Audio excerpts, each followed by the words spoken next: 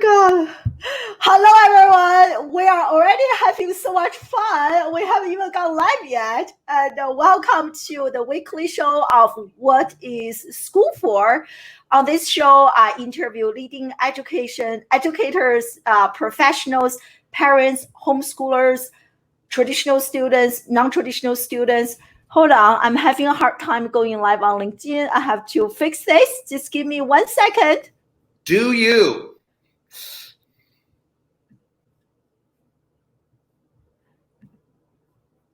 I want to make sure that we are actually, yes, we are live on LinkedIn. So troubleshoot on the spot, proud of myself.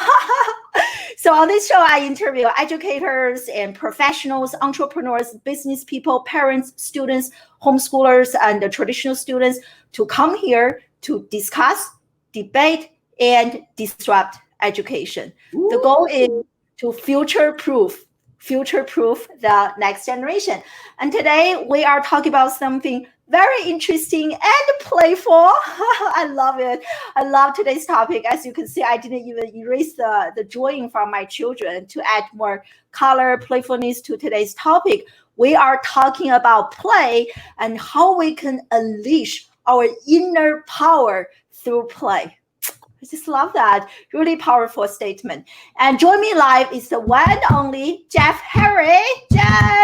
Jeff and I, we connected in person last year at Inbound. Amazing speaker, amazing energy. I was just telling Jeff, I felt like tired, but like you give me so much energy. And Jeff is the founder of Rediscover Your Play and the international keynote speaker. Is a really fun speaker and really entertaining at the same time educational. So Jeff does training for students and for children and for professionals to teach them and how to be more playful and how to leverage playing to become more creative, imaginative, and to become more awesome as a human being. So really honored to have you on the show, my dear friend. And we are live on LinkedIn, on Facebook, on Periscope, on YouTube. And let me know in the comment section where you are joining us live from, social media wise and geographically speaking. Jeff? Let's go. This is awesome. Wow, you're on 4 lives at the same time. You go. We're actually on 5. We're on 5. One is my Facebook personal page, one is my business page. So that's how we do it here. Yeah, really excited to see. Let's dive in. Yeah, thank you so much for joining us live. So share with us what inspires you to devote your professional career to play and to study play and to teach others how to be more playful and how to play. What is your why? My why is, if you think of when you have felt the most alive, the most present, the most joyful, and have probably the most memorable memories, it's when you were playing. Mm-hmm. That was the moment. So why wouldn't you be striving every single day to be in those fully present, memorable, powerful play moments? You know, I also believe part of my why is that I believe everyone already has all the answers that they need. They don't need them from other people. They simply need to tap back into their inner child to figure them out. And they just need to be able to play with their inner child enough to connect to it. And a lot of people I also refer to this as flow. A lot of people don't like to use the word play in the corporate world, but then it's also referred to as flow. And it's when you're in this space where your prefrontal cortex is opening up new synapses, and because of that, it's opening up so many more lanes and opportunities for you to actually figure things out. Oh, so I love it. Yeah. And we're just talking about you, Kathy. What's up, Kathy? Yeah, it opens up so many more lanes and opportunities. And if you think about when you are depressed or when you are disappointed, such as in this pandemic, it's because you're so focused on a certain result. You expected 2020 to be a certain year. It was supposed to be your year, and you were going to do all these talks, and you were going to travel all over. And then all of that went away. And now like you're like in this uncertain time, and you actually have to play through this and own the uncertainty and ride the emotional roller coaster. And to do that, you have to have a play-oriented, growth-oriented mindset. So that's why play is my why. That's why I love you so much. I love everything you mentioned. I want to definitely unpack because there are so many good points that you mentioned. But before I ask my next question, I want to ask you, Jeff, and also I want to ask everyone in the live audience, who is the most playful person that you know in your life, maybe personal life and professional life? You know, people who are just like, you know, in the flow all the time and just like everything you mentioned. What's your answer? Everyone let me know in the comment section. There are two people that I think of. One is in a professional setting. There's a phenomenal speaker named Kevin Carroll. I just find him just like a mentor, even though he doesn't really know me, but I just love him. I just fall in love with his work. And he wrote the book, The Red Ball, Red Rubber Ball, and it was all about play. He actually was the creative catalyst for Nike. Oh, wow. Yeah, and a perfect example of his type of play was this red ball that he always played with, basically brought the community together. In many ways, he described the red ball as like saving his life. This like bouncy ball, like could that possibly, but it changed his entire life because it introduced him to sports.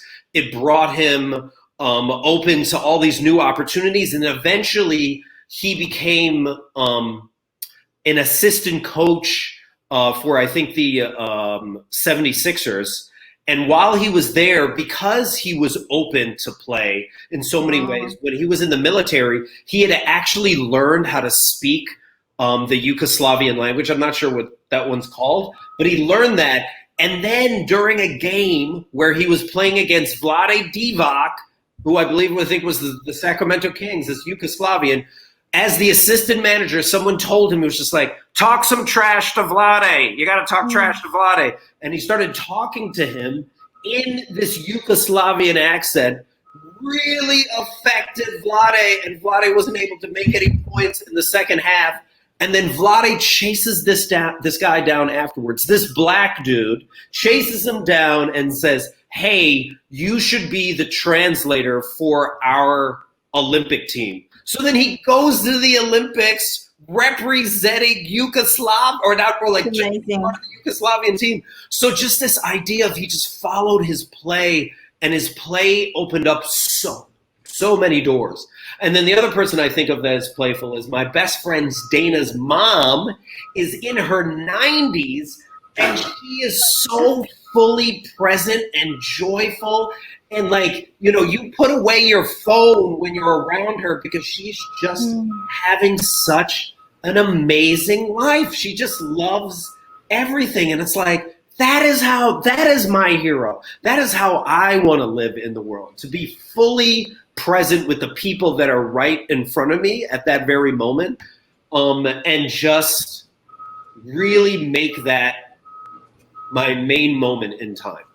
Right. Well, I love the answers you give us, like the older lady. I love, you know, being surrounded by people like that. And also the book, I'm going to share the link to the book in the comment section. I'm interested in checking out the book myself. Yeah, I love that. So I asked that question. Actually, my son, my 8 years old, is in the live audience, and his answer is children and kids. And like that's kind of also my initial answer, because I'm a mom. I work with children all the time. The younger they are, the more playful they are. Oh, absolutely. And they are so imaginative. They are so playful. But very interestingly, because I mainly work with children kind of in higher education, like 20, 18 years old. But by the time they become older, somehow they lose that. Ooh. And in fact, research has shown that as people grow older, imagination, playfulness, creativity actually decreases. Are you talking about that NASA study? You talking about that NASA study? Is that the one you're referring to? I know what you're talking about. I know, of course, you are an expert on this. So I want you to explain this. What happened between like a baby stage, you know, being imaginative, curious, to like kind of our state, right? Like what happened in between? How can we reverse that by more intentionally, activate our playfulness and learn how to play? I think, I reference Ken Robinson's Schools Kill Creativity. I think too much structure in schools to manage discipline destroyed a ton of the creativity and what makes people who they are.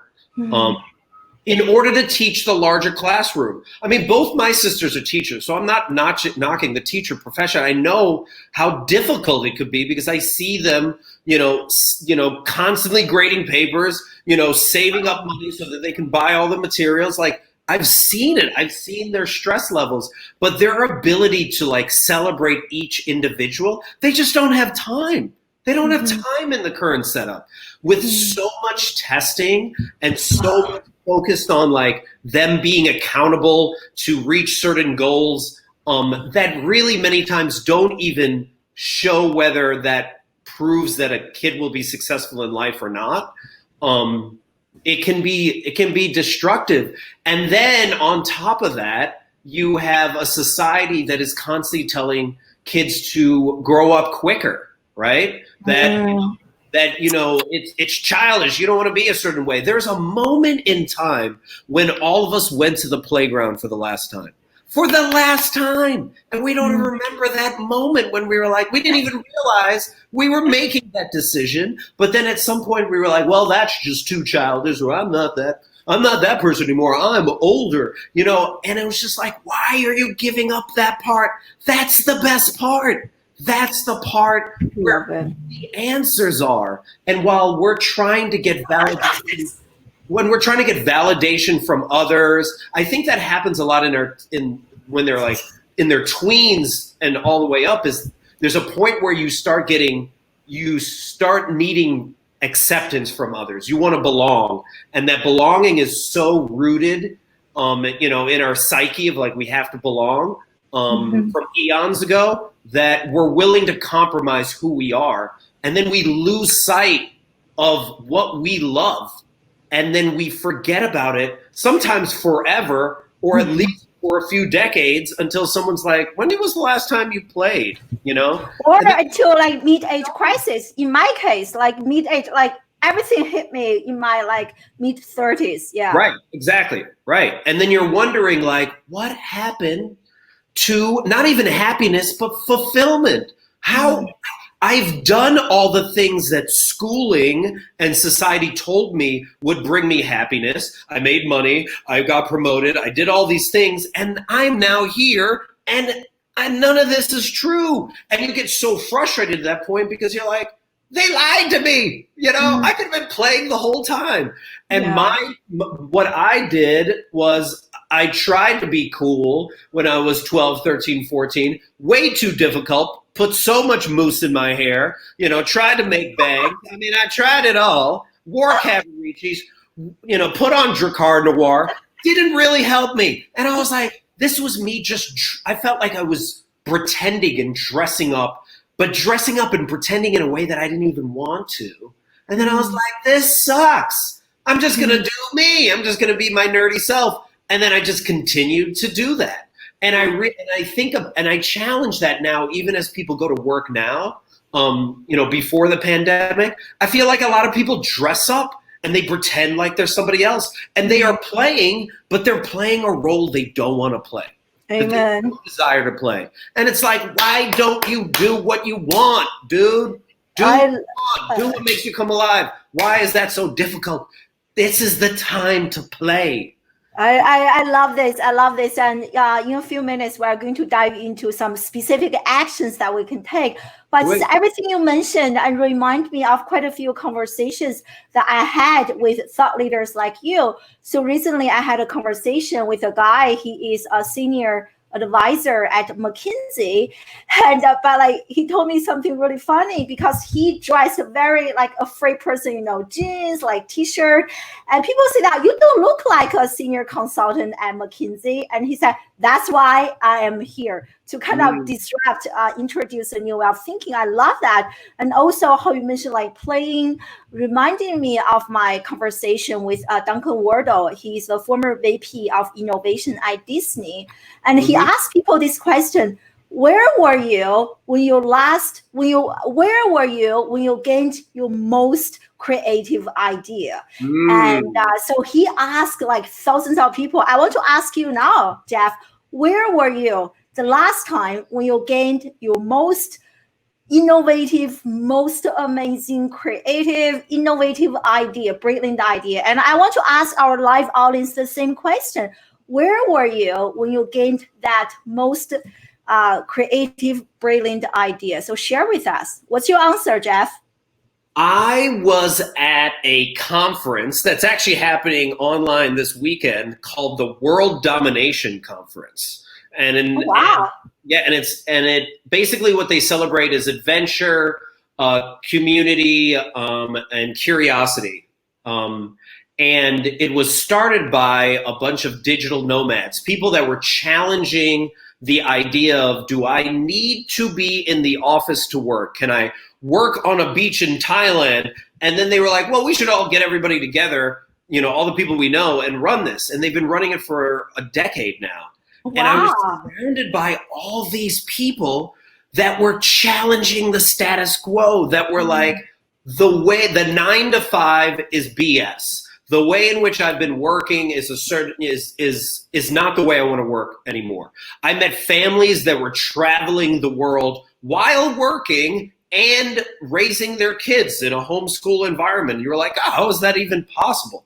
I met people that had left their corporate jobs with no clue of what they were going to do next. Yeah, there you go.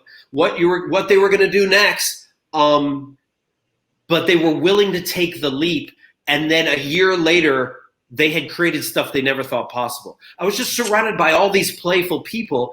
And that's when I got the idea to be like, I need to create my own organization, Rediscover Your Play, to help people rediscover what it is that makes them come alive. And also what makes organizations come alive. Because tying back into what you said earlier with the whole like term disruptor, we have to disrupt. What are we talking about when we're using that terminology? Because basically what we're saying is, the reason why we're saying disrupt is because the stuff we've been doing doesn't work. And if you think about how many organizations started, many companies started, they started with this crazy idea and then this boldness to be willing to take the risk to figure it out. And then they forgot that. Like 5-10 years in, they went public, or they got funding, or they, you know, got their like third round of seed money, and they forgot the whole playful part of why they started this business in the first place. And then everyone started to pretend as if they were professional. And that's why all of the energy and the creativity and the innovation and all of that is being sucked out, because you're not providing a safe space for people to really take risks like you did at the beginning. And that is what I do when I work with organizations, is I'm like, what happened to that? Bring that back. You know how to do this. You knew how to do this as a kid, and you knew how to do this when you started your organization. So go back to that. Yeah, I love that. I love that. And also I'm reading some answers. So my own son said that he gained his most creative idea when he was taking a shower in the bath. Oh yeah, those shower. And some people said those as shower ideas. Those are those shower effect, right? So, and then some people mentioned like 2 a.m., you know, late evening. Interesting, nobody mentioned at work, right? So that's also what Duncan Wardle mentioned. He asked thousands of people, and nobody ever mentioned at work. So I want to share that to back up what you are saying here, right? Being outside of our familiar environment, right? That's like for me when I'm actually taking a walk where I'm playing with my own children or playing with Legos. I love you, bow tie. And that's when I gained my most creative ideas. So I really, really love that. Thanks for sharing. And I'm going to check out that conference. Also, what's fascinating is that whole idea of waking up at 2, 3 a.m. There are some studies that say there's something magical that is happening then. And if you wake up and you have an idea, write it down. It's crucial that you write it down because for some reason, you're being woken up to jot this idea down. And they talked about, I guess in like the Roman era, that was actually the sleep pattern of a lot of people. They would go to sleep at 10, wake up at 2 to 3, like pontificate, create, and then go back to bed. And then totally. I read similar story. Like, who is this amazing artist? I put a pencil between his legs, and when the pencil actually dropped, and then he will wake up. That's when like 2 or 3 a.m. and has the most creative idea, and then start writing or drawing. Very interesting. Yeah, and I love this comment from Lucy Lenny joining us live from Brazil. Thank you so much. And asking her children to wear masks and then they lose their identity. I love this idea. I'm going to implement this. I know you love this too. Exactly what I'm saying. Let's go, Brazil. I was in Brazil for the World Cup. It was amazing. You know why I love Brazil so much? So many playful people. In America, we're so serious. We're always trying to be like, we're number one, we're great. And the rest of the countries are like, yeah, we don't really care. But in Brazil, people are so playful and present.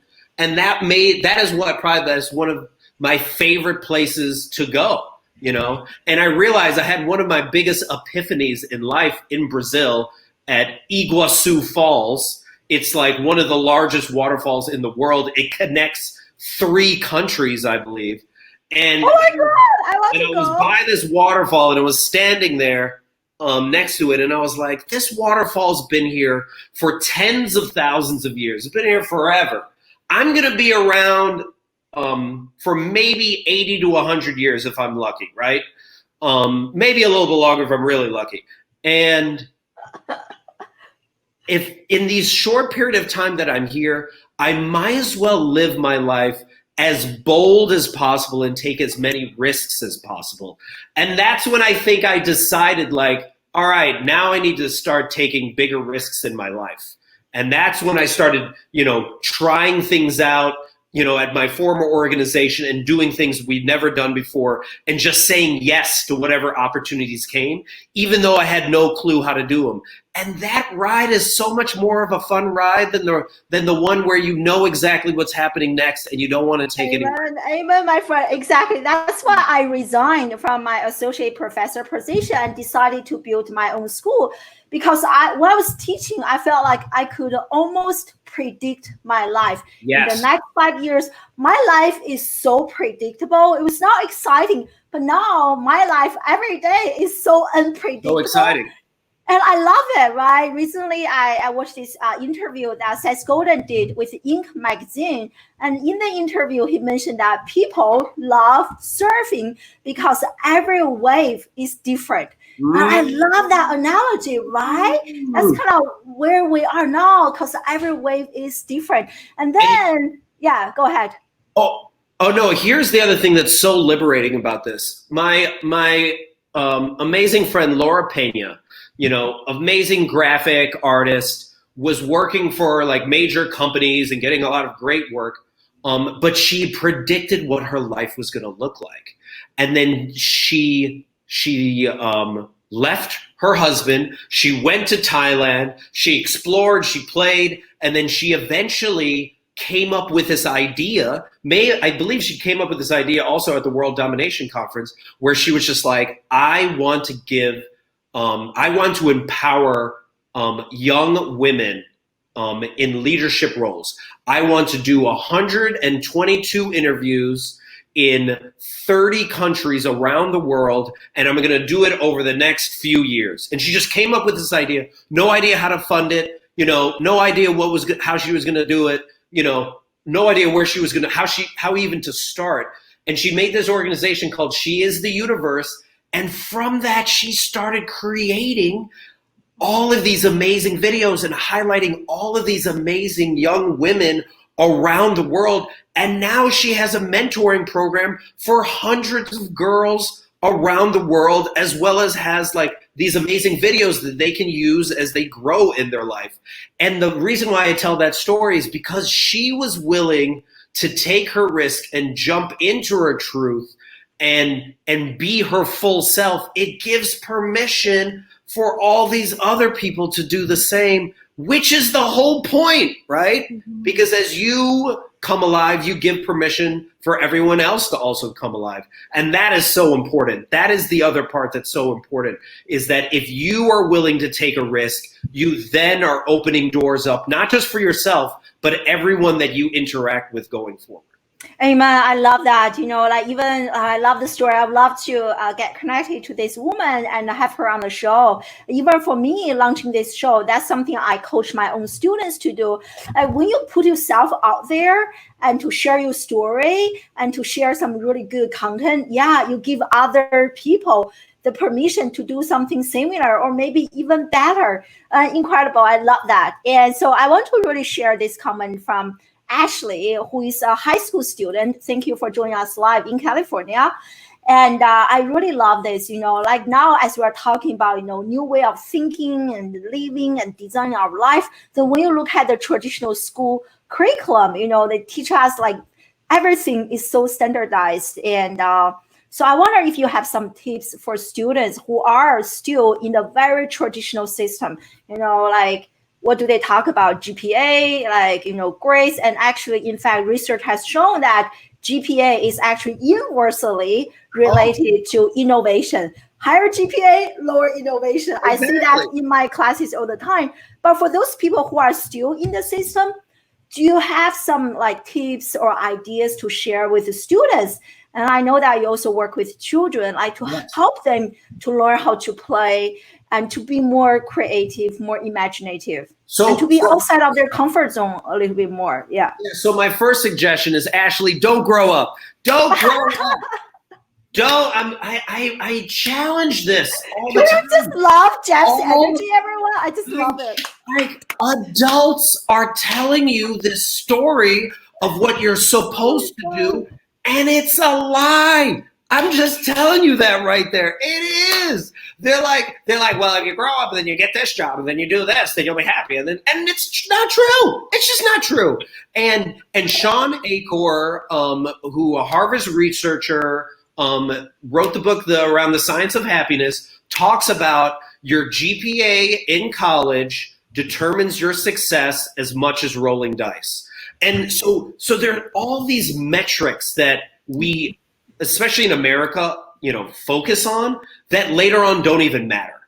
And what my suggestion to her is to listen to that inner voice, to almost, and this is a challenge for a lot of high school kids, is to get bored, to put away the phone for just a moment and then listen to that inner voice, to listen to what is it telling you to create? What is it telling you to make? Like, you want to make TikToks? Go do that. If you want to make some videos, do that. You want to write? Go write. Whatever you want to do, create something that is you, because what you're doing every time you're creating is you're helping to find your voice. And I was on a podcast yesterday and they asked me, what is my biggest accomplishment? And I first started listing all these accomplishments that I had. And then I was like, well, let me check my ego, because those actually don't feel right. You know what my biggest accomplishment is? Finding my voice. Not losing my voice, not losing the playful self. So every time you create, Ashley, you are not only putting it to the man, challenging the system, but you are also figuring out, like, what does it sound like? And it's not going to be this loud voice. It's going to be this small curiosity that's in the back of your head. It's like, I wonder what it would be like if I did that. Explore that. And if it's fun, keep doing it. And if it's not fun, stop. And just keep following your curiosity. Not even your passion, because sometimes people don't even know their passion. Just follow that curiosity and see where it takes you. And it's going to bring you in a much happier place than following all the shoulds, because we need to stop shoulding on ourselves. And grown-ups should all the time. And you know why they should? Because they got should on, and they're passing that trauma to you.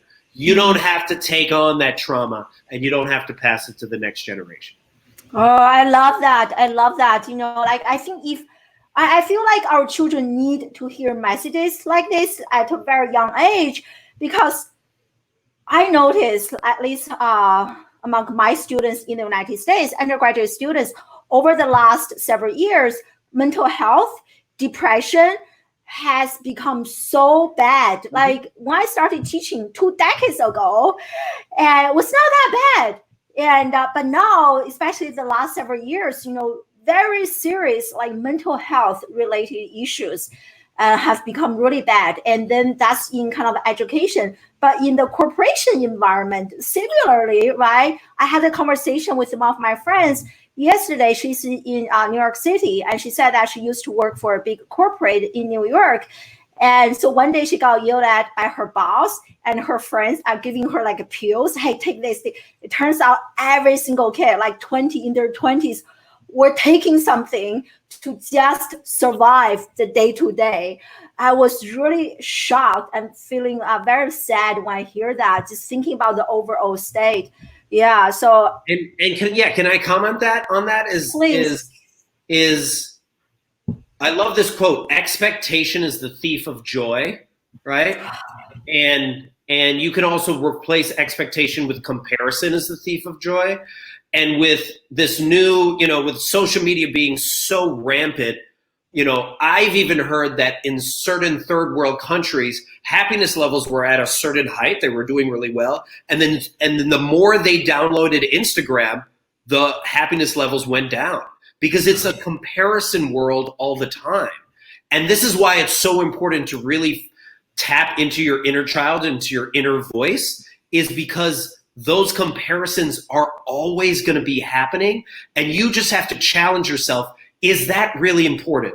Do I really care? Like, especially in high school, do I really care that this person's cooler than I? I don't even know what that means to be cooler than the other person.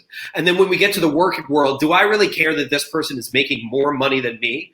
Oh, this person got Forbes 40 under 40. I didn't get that. Am I not a good person because I didn't get that? So it's this constant comparison, which is something that, you know, we've had for eons. So it's really hard for us to let go of it.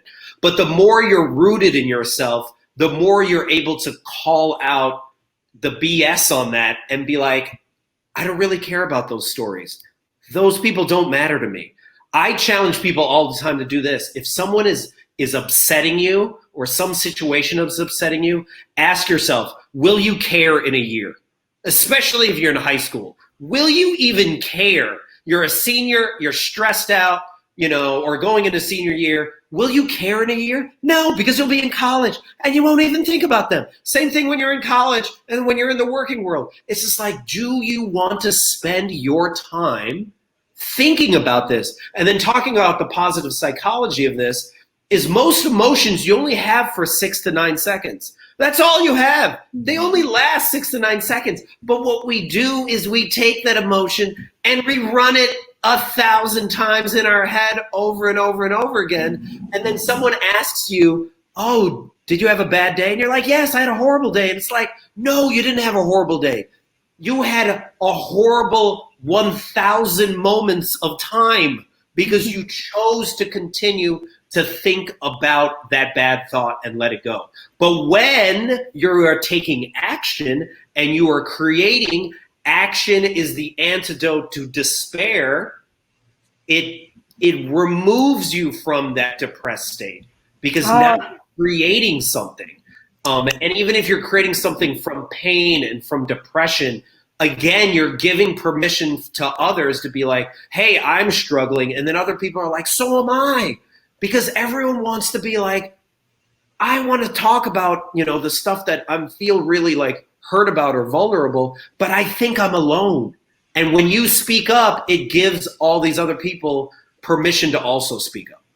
Oh my God, I love this so much, every single point. So recently I give a training on emotional intelligence.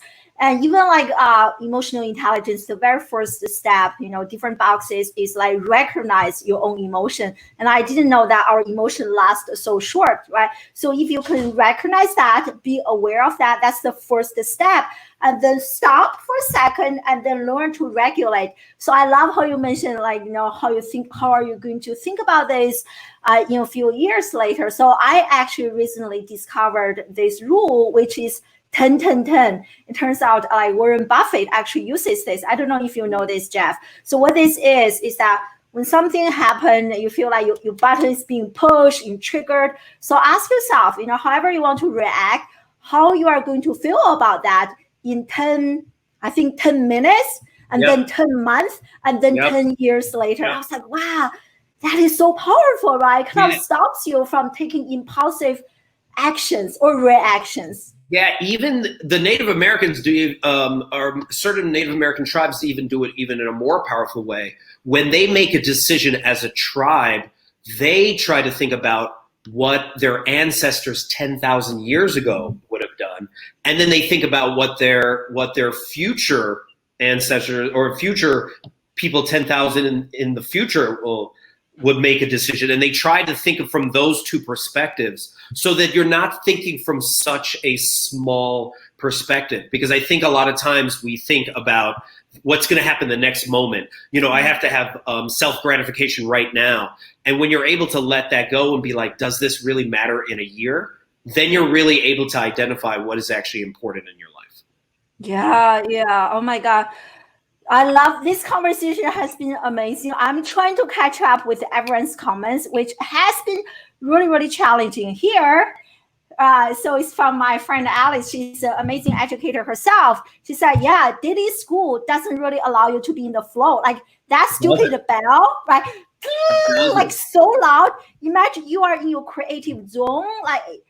Like I feel like it's very hard to put a time on creativity or whatever you are doing. Hey, only this 1 hour you can work on this. When time is up, change to another room, learn something else.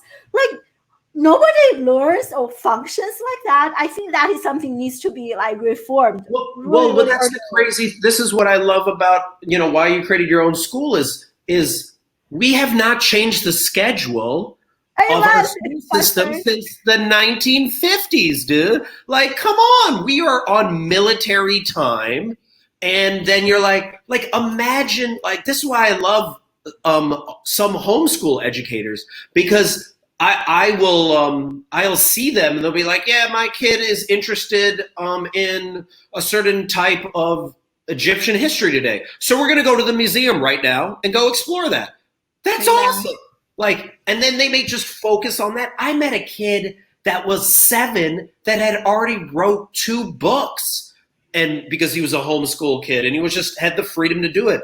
When I would run our STEM education programs using Lego back in the day, I ran a homeschool class for a bunch of kids, and I remember I had basically taught them everything I could think of.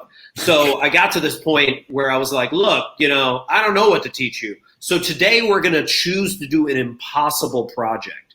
I have no idea how to figure this project out. I've been trying to figure this out for years. Can we all figure it out in the next hour? Let's just do it. And they were able to figure it out in a playful setting. So it's like there's just so many opportunities to teach history, math, science in such a creative way. My former colleague, Ben Fister, I love this man, taught his homeschool students the story of the Trail of Tears, where 4,000, Native Americans died walking, and he did it by having his students build individually 4,000 many people and just place them quietly for a whole hour. And some of them now, I think they're like 18, were like, that was one of the most impactful lessons of my life. So when we're able to step out of the traditional curriculum, my sisters always say, I'm only able to be creative in the last month of the year after testing is done. We're after every, so it's like wait a minute, 8 months out of the year, you don't get to be creative. And then all of a sudden now you got to be creative in this last month. It just robs teachers. Oh my God.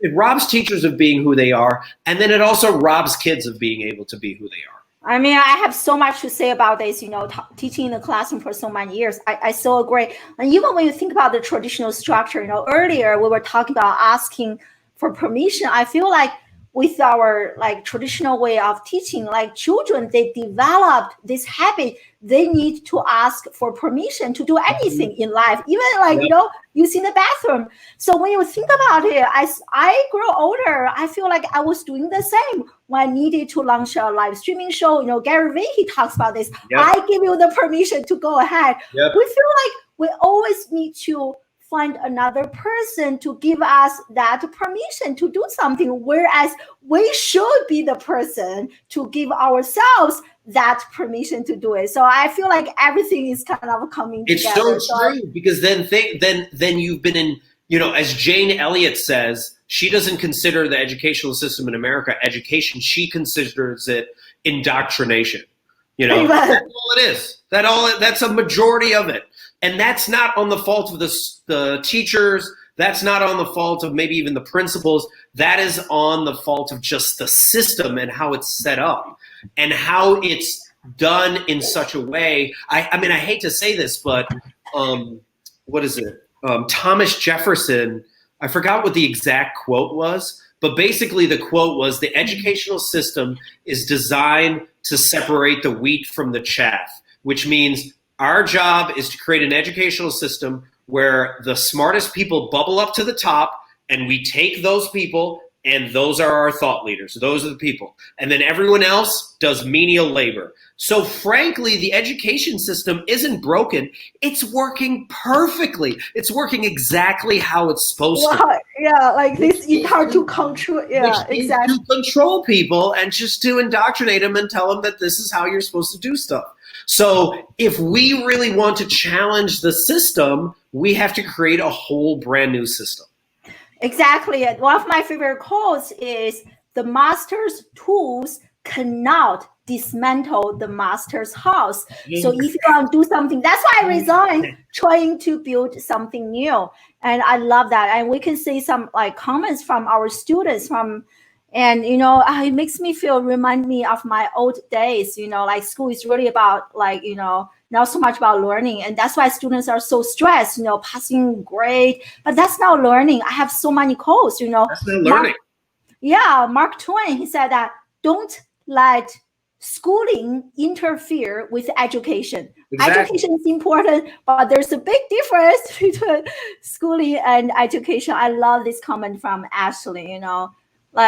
Like many educators or school system, I agree. I think it's not teachers' fault, because that's how I learned to teach, which is to give out, A, B, C, D, E, and F, and we label our children so much. Yeah, so I hear, but thank God you are here, Ashley. I hope this conversation is changing how you are thinking about school, and there are multiple paths to success. In fact, some of the people I know, they are very non-traditional students. They are more innovative, more creative, more successful, I feel like. Yeah. I'll share these two things. One is so I make a lot of videos, a lot of ridiculous videos, and I post them on TikTok, for example. And I saw this one TikTok from a high school kid that was like, why am I learning more about Black history from TikTokers doing 1-minute TikToks that I learned in my entire schooling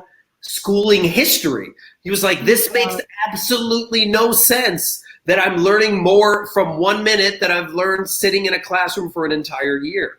And so that's what I do. I challenge people. And then the other myth that I feel like we need to dispel is this idea of all of these heroes, all these Elon Musks and Steve Jobs and these people that are claim that are like, this is the way, or this is how you did it because this is how I did it. None of those people knew what they were doing. None of them. They were all making it up as they went along. And then when they got to the end, then they started telling this rewritten story of how they had known their whole life they were going to be a certain way, when it's not true. Like the same way you felt in high school where you're like, I don't know what I'm doing, I'm just making it up as I go along. We as adults still feel that right now. We just don't want to tell you that because we want to pretend like we know better, but we may not. You know, we have experiences that help us along the way, so we've made less mistakes, or you know, we've made more mistakes, so we're not going to make those same mistakes twice. Hopefully, sometimes we do, but there is a reality that we're all making this up as we go along, and we need to embrace that, and we need to preach and share that more instead of telling the story that we're perfect and you need to be perfect as well, because perfection is BS. I love it. Mic drops. I love it. And so, you know, you were talking about TikTok. So Ashley, just resonating with you. Yeah, the same. I go to YouTube University and I love funding my creative ideas. So that's something, you know, we're talking about social media. Something that I coach my own student is stop using social media only as a way to passively consume, but actually using social media as a means to a greater end, to create educational content, like videos to inspire, to start a social movement. That's how you should use social media. But again, they don't talk about that. Just last week on the show, there's one high school teacher. He said that in many K-12, at least in the United States, they ban social media. And I don't know. I mean, I don't know if that's a good thing or a bad thing, because, you know, I've seen the negatives of social media and how it really does take away someone's ability to be present. Also, it takes away one of the most playful things that you need in order to be creative and innovative, and that's frankly being bored. Because like now, kids as well as adults don't allow ourselves to be bored. I could watch Netflix for the next 300 years and I would still be watching Netflix because that's how much content is out there. Or I have another option where I can create something new and leave an impact on this world. What do you want to do, right? But I agree, if you use social media in a certain way, if you create on social media, my trick that helps me is I create and then I get off. I don't the same here. And I don't look at the comments. I just don't look at the comments because it's like, it's not really helpful. I made this TikTok the other day that went really well, and now people are arguing on my thread, but it has nothing to do with me. Like our art, you know, our creations, once we put them out in the world, they're not ours anymore. Almost like monks that put out their sand, you know, their sand designs. It's like you just let it blow away because it's not about you.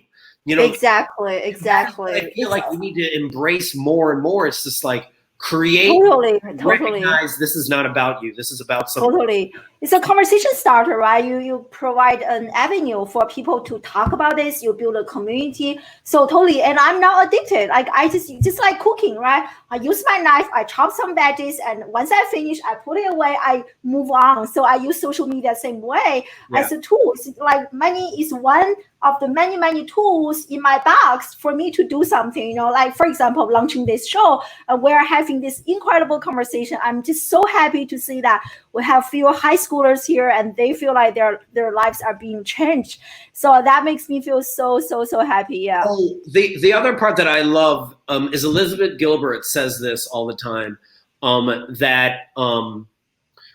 it might be Irish lore, but she would talk about how genius visits you. No one's a genius, but that genius actually visits you as an idea. And it's your job to either birth it or let it go so someone else creates it. So if you've ever had an idea and then you haven't written it or made the video or created the thing, and then someone else makes it and then you're like, why did they make it? I can't believe they wrote my book. I can't believe they made the video that I was thinking about making, or whatever it is. It's because you chose not to let that genius come through you.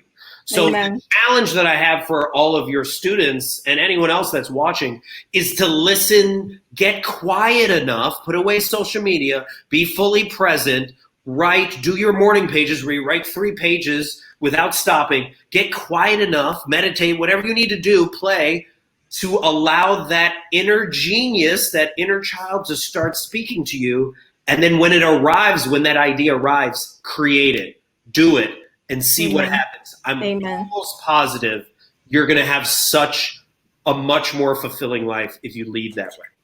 Amen. The same. So do you do a journaling? I'm curious. Do you do journaling? I do morning pages, and if I have like a video idea or something like that, I create it on the spot, because I know if I don't create it within like 2 or 3 days, it's gone.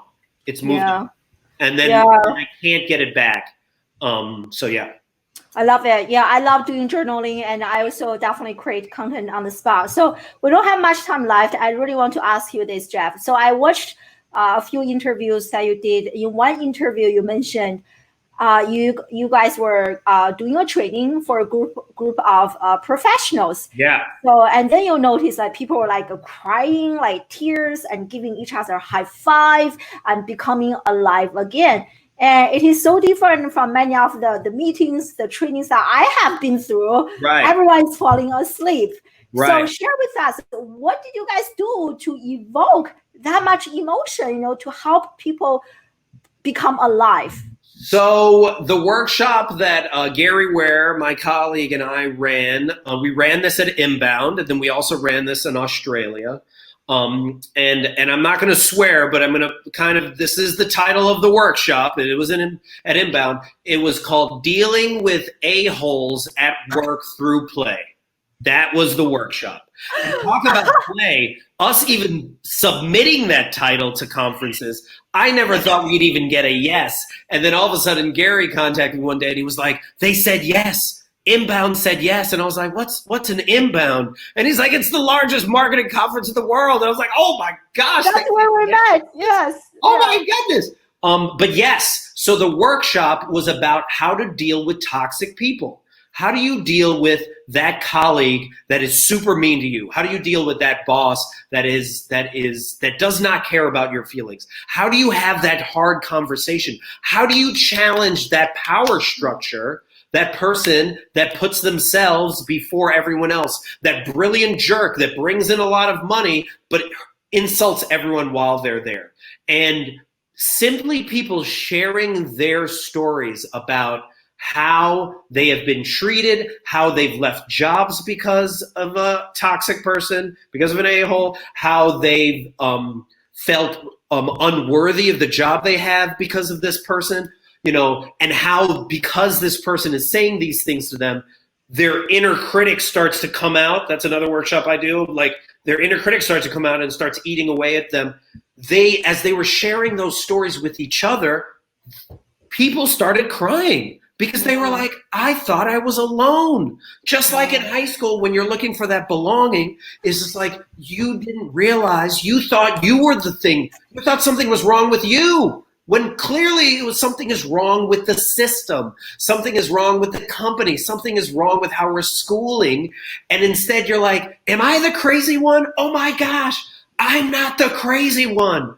This system is crazy. The way we've set this up, even how we're doing the economy now and people are being shoved back to go to work, it's just crazy and madness because it's not putting people first.